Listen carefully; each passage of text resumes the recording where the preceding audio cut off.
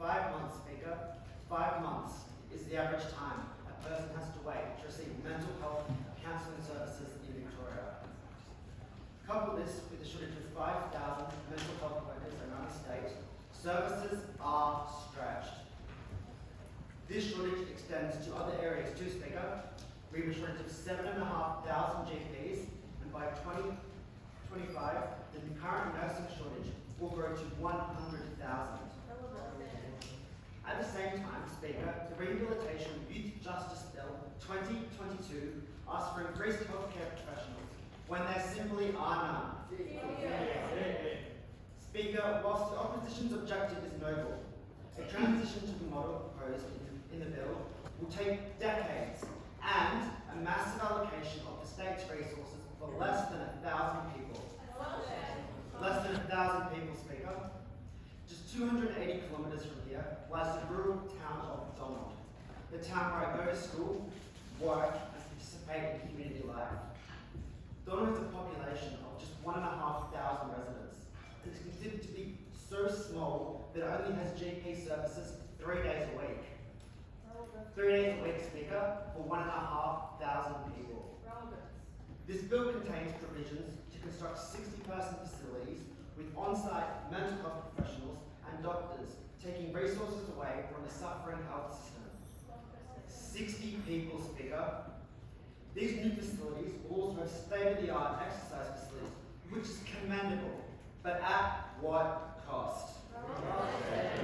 Our town of Donald has sporting clubs with hundreds of members that are the lifeblood of our community, that are currently operating at deteriorating club facilities.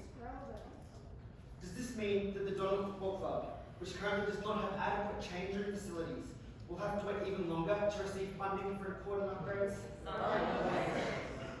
Speaker, this bill is unfair to rural Victorians. We need resources, and this bill will reallocate precious resources to less than 1,000 people. Each of our regional communities has far more than 60 residents and far inferior facilities to those proposed in this bill. The facilities designed for a maximum of 60 people. The Rehabilitation Youth Justice Bill 2022 proposes a convoluted system of facility operation, mixing people based on offence without regard for age, identity or orientation. Speaker, this creates a hierarchical system of operation that assigns liberties based on an individual's offence. This bill also allows detainees to be released and attend mainstream educational institutions, apprenticeships and developmental programs. But only if a youth worker accompanies them to ensure they stay within their reintegration boundaries. Is this really reintegration? And at what cost?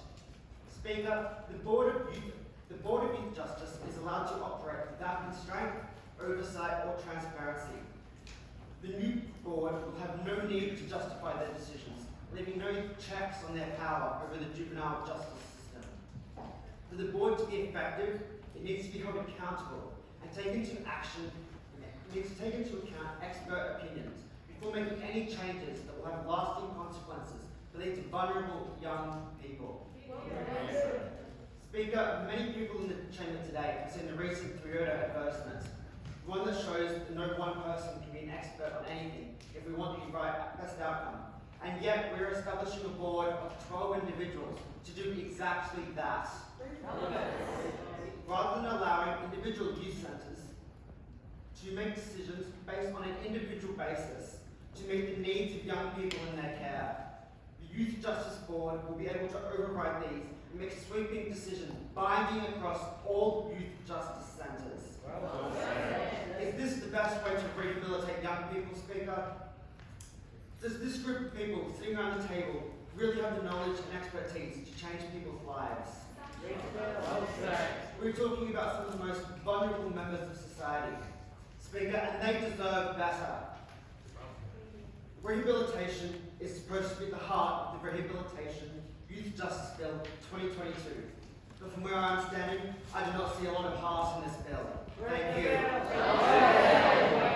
you.